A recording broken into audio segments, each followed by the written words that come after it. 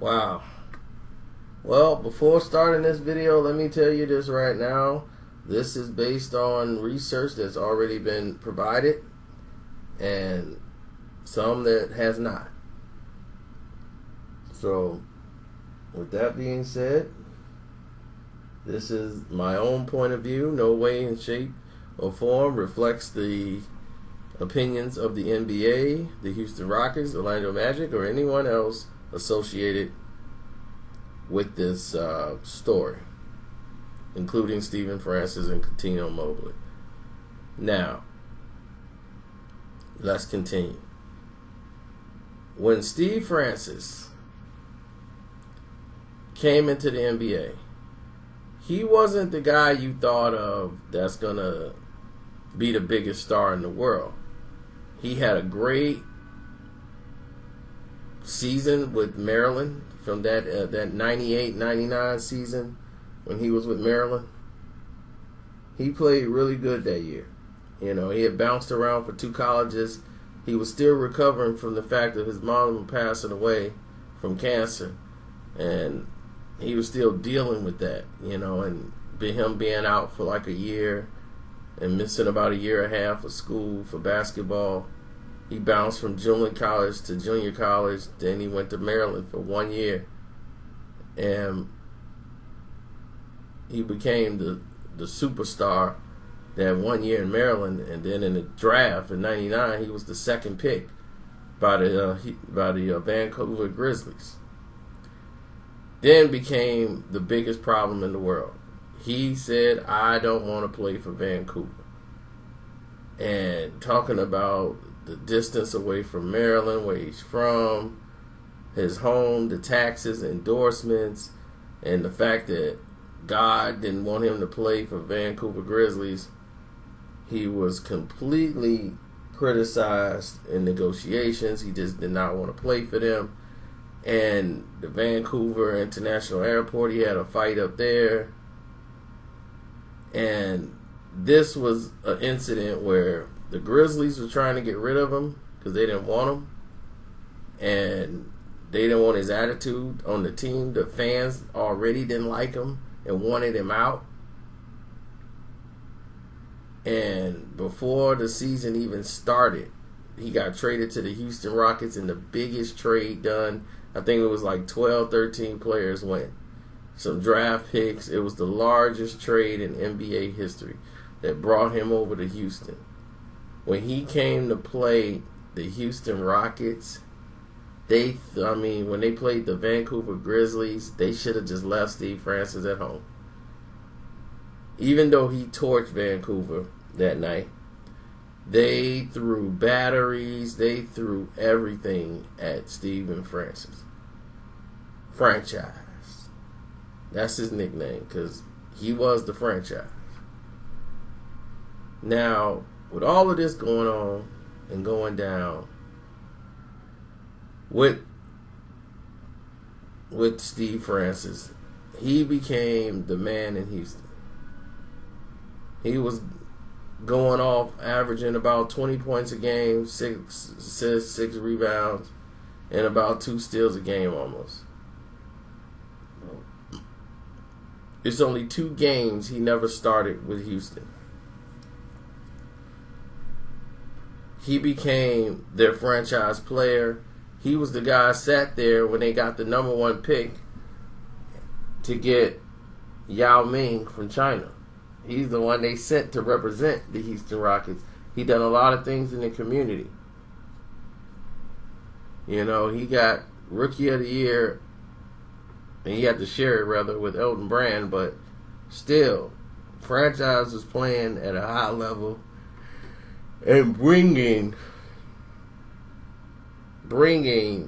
the Houston Rockets back to its prominence before they dismantled the team with Elijah Wan and everyone else. Cuttino Mobley, it's a whole different story. You know, this is a guy that was really unknown. You know, just a role player basically when he came in. But when he came in to play, coming out of Rhode Island, no one thought anything of him. And when he came out of Rhode Island, he went in the second round, 41th overall by Houston. He was already in the league before Francis even came in round.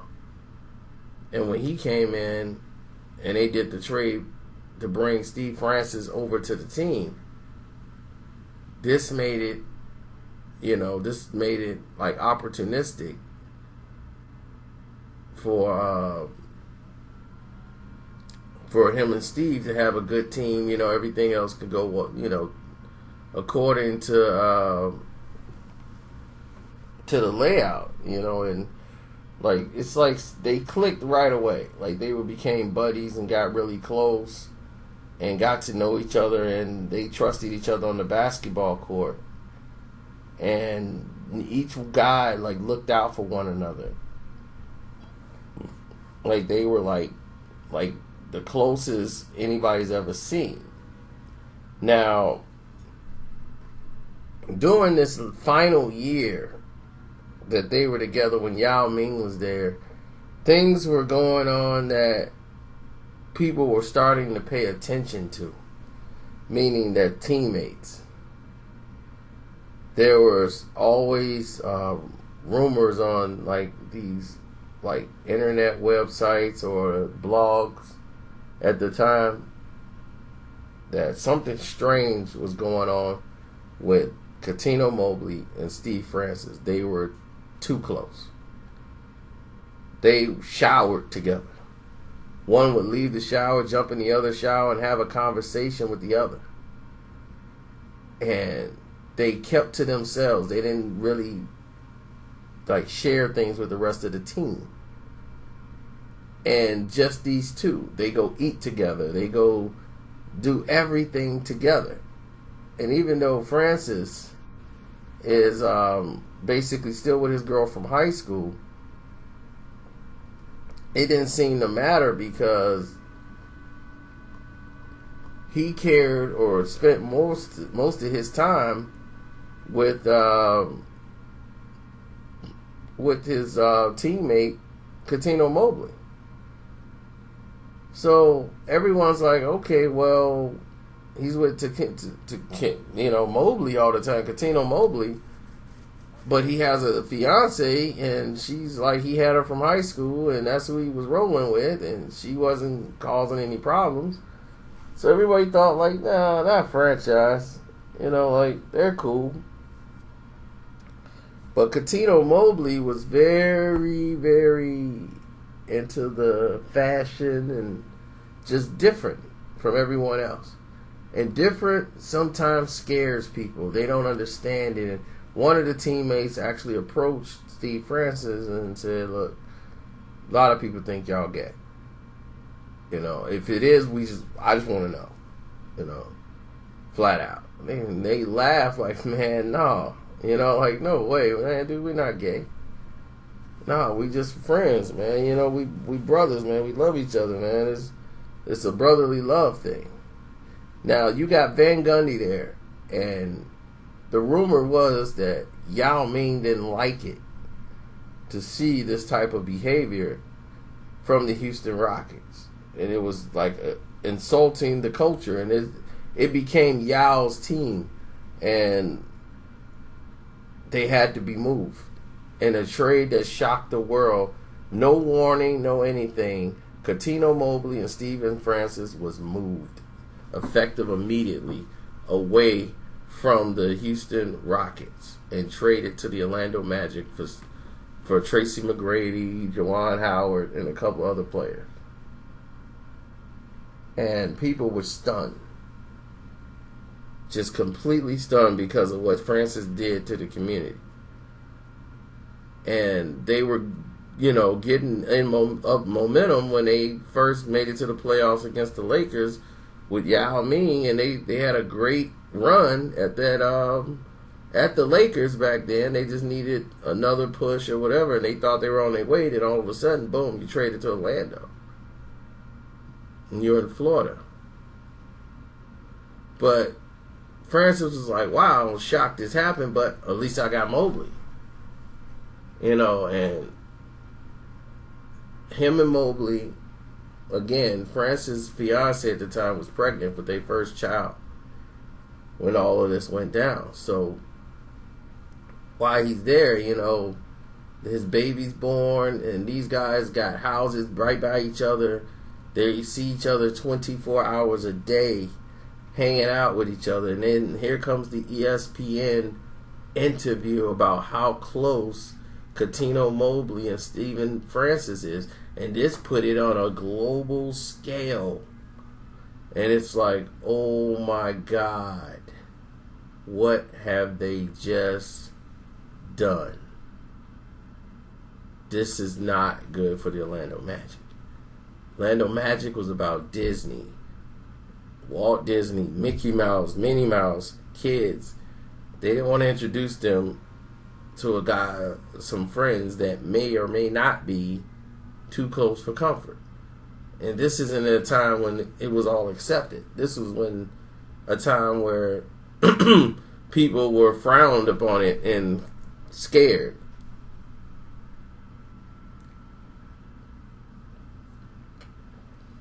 And when Van Gundy came in, that was not Steve Francis' guy. Rudy Tomjanovich was his guy in Houston. And Rudy was the guy that was there with him and who backed him. So when Van Gundy came in as the successor, he wanted to get Francis out of there. Francis already had some inner ear problems that was causing him to lose his mind a little bit. But Van Gundy did not like the direction they were going with Francis. And with Yao Ming, he wanted to get Tracy McGrady in there. And he just said, well, Tracy McGrady's the better player. But you and your best friend have to go. Cuttino, Mobley. The rest of the team don't really feel it, and it had to be done. So now in Orlando, they're happy because they're back playing together. Then 23 days later, Cuttino, Mobley's traded. Orlando figured it out right away. And they said, no, this has got to stop. I don't care what's going on. We don't like the look of it. That ESPN article came out. Things had to be done.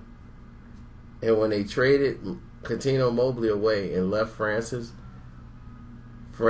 was, what am I going to do now? I mean, we're so close. How could they do this to us? What am I going to do now? Unbelievable. He has his first child, and the first person he calls is not his family, Cuttino, Mobley. People are like, what is going on here? And he's showing the baby to Cuttino, and they're like, look, this is the baby. And they basically left the fiance in the house. There was rumors in Houston that players walked in on them in the shower doing things inappropriate. Those are just locker room talk, and it's definitely not accepted. But the NBA was not equipped to deal with the situation at that time. It wasn't the way it is now. Today they would have ran the team. They would have be general managers of the team. But that situation was a big red flag. And they wanted to stomp out the fire as quickly as possible and saying, you guys are too close for comfort. And they tried to use an NBA way to break it up. Like, oh, they're passing each other. And, they think they're too, one takes up for the other and that's it. And they kind of neglect the rest of the team. So for the chemistry of the team, we got to split them up. So after 23 games, Mobley was gone. Francis was in shambles. His career was going nowhere. And nowhere fast. Because he was done. He was completely done. He was spent, and he couldn't emotionally get over the fact that Cuttino, Mobley was gone out of his life. Oh my God, what am I going to do, man? What are you going to do? You have a child with your wife, your fiance. That's what you're going to do. This is somebody you could talk to on the phone. He's just he's going to another team. We've been together all these years. I don't know how I'm gonna get by. I'm like, dude, people get traded every day. That's what made this so strange. And the NBA did what they had to do to split it up. Now, Francis, since then, was a mess in retirement. Turned to drugs. You know, he fought his way back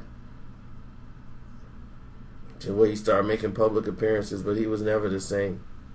Mobley is, you know, doing fashion stuff, tried to sue the NBA and tried to, when they discovered he had like a heart problem like Reggie Lewis and the other players, Hank Gathers, and they wouldn't clear him to play. He tried to sue the NBA to come back, and it was just a mess. But their time was done. And that is the truth behind Steve Francis and Cuttino Mobley. It's your boy Carcino. I am out. And don't forget to subscribe to the other playlists or click the links in the other boxes. Peace.